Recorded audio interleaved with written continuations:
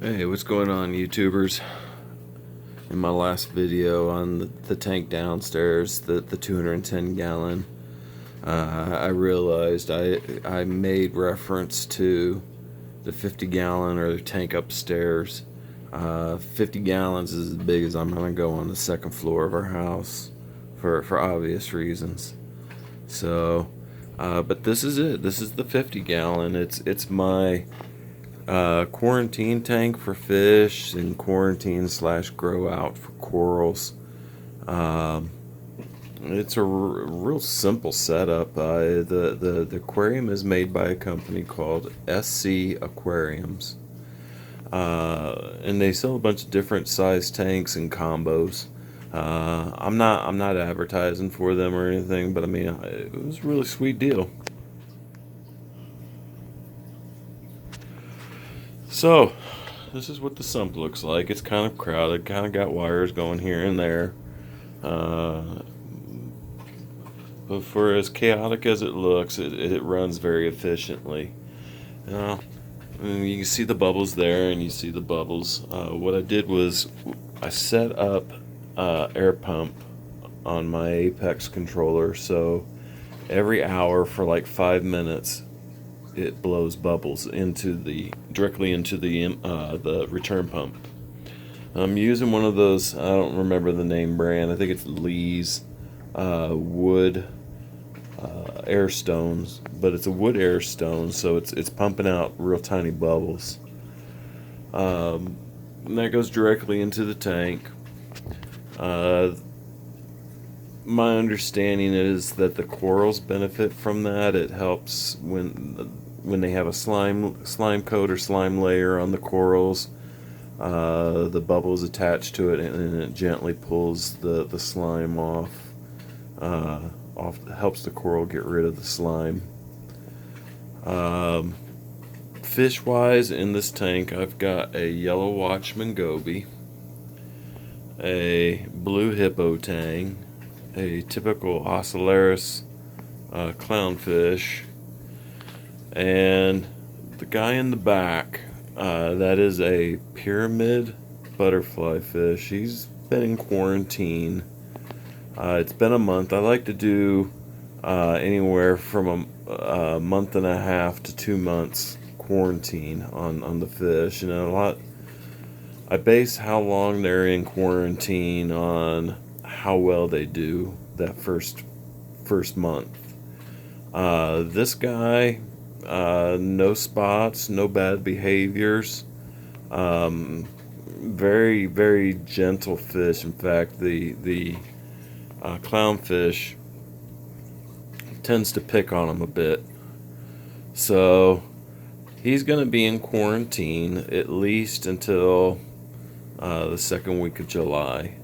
And once I get to that point, then I'll make the determination, net him up and take him downstairs and acclimate him to 210, or leave him in here a bit longer. But I kind of feel bad because he's kind of a big fish for a 50-gallon fish tank. Now this fish tank, it's 2 foot by 2 foot by 2 foot. So like I said, I kind of feel bad. He's a big fish, and I kind of feel bad, like he's being cramped or crowded, or the tank's too small for him. So I don't want to keep him in here any longer than I believe to be absolutely necessary. I'm not seeing any spots on him or anything. He's definitely eating. He's been in here a month. If he wasn't eating, he would be dead by now, and at least looking a lot thinner than he is. So, but this is the 50-gallon. Every once in a while I'll say, oh, from the tank upstairs or from the 50-gallon. This is what the 50-gallon looks like. And this is what I've got going on the frag rack. And I apologize, the bubbles are probably making it hard to get a good clear image, but I've got the Apex par meter in there. And right now, I don't know if you can see that or not. It's saying that the par in the 50-gallon is around 248 par. So I kind of learned from a couple of mistakes when dealing with the light intensities and par. I had a bunch of zoanthids or palizoas on the frag racks in here, and I was ramping up the lights a little bit each week, uh, and everything was doing great, but the zoas. They were hardly opening. If they did open, it was just briefly in the evening as the lights were ramping down. So I was like, well, let's move them underneath the frag rack. Then they're not getting the direct light. Well, a couple of the zoas melted off, so they didn't make it. I killed those, unfortunately. But I've got some that have survived. On this rock, there's a frag plug with 4 or 5 that have survived, and then on the rock behind it, there's a frag plug with a few zoas on there. And again, I apologize. The video quality on this phone isn't the best. This rock here was actually in the 210. That mixed zoa rock that's in the 210 was touching this rock, and some of the zoas spread onto that, and that's what we've got there. So they've survived, they've done well. And then here's what I got going on the frag rack in the middle of the tank. I kind of low budget. I had some light diffuser and some PVC piping laying around, and boom, now I got a frag rack in the middle of the tank where it's a little easier to get par readings and control the lighting. So, but that's it. That's what I got going on here. Surprisingly, with the par at 240, upper 240s, low 250s.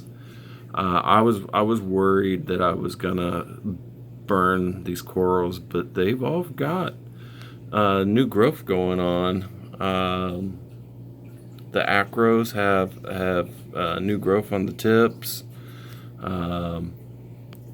That whole arm on that one, I thought it was dead. I was about ready to cut it off, and when I moved it to this rack and ramped the light up, the par up on it, I noticed it started greening up. It's coming back, so I'm happy about that. But yeah, that's what's going on in the 50. So if you ever hear me say upstairs or from the 50 gallon, that's what I'm talking about. Now, if you remember on that video, when I was the last video for the 210, I was talking about a mushroom that was acting like it was going to split, and then it kind of gave up. That's the piece that I cut off. It was a big piece.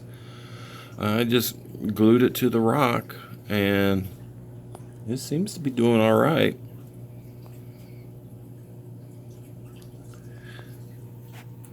It's like this blue hippo and the clownfish are like best buds.